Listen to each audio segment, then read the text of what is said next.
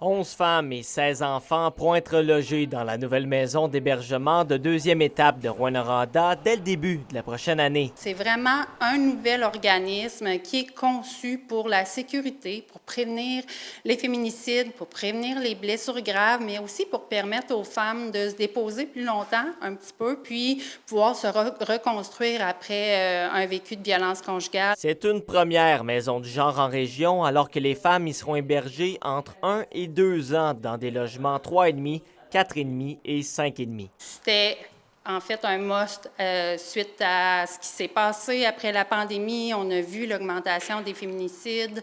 Encore en 2024, on a enregistré 13 féminicides en contexte de violence conjugale. Cette année, on est à 7 féminicides. Plusieurs projets de maisons d'hébergement pour femmes ont de la difficulté à obtenir le financement des différents paliers gouvernementaux et celle-ci ne fait pas exception.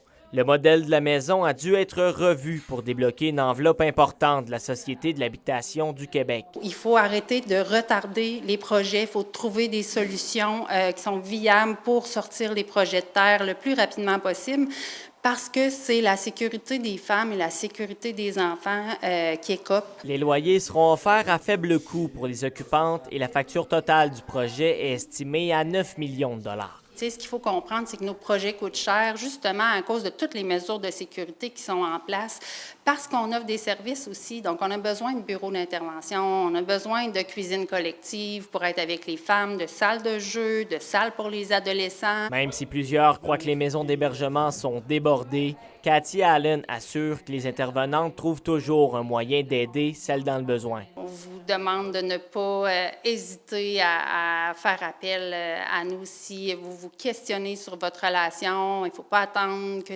la violence escalade, il ne faut pas attendre d'avoir peur et d'être en danger pour faire appel aux maisons d'hébergement. La maison d'hébergement de deuxième étape prévoit accueillir ses premières femmes au mois de février. Et l'organisme Alternative pour elles lui cherche toujours un nom et invite le public à lui partager ses suggestions. William Maillé, RNC Nouvelles, Rouyn-Noranda.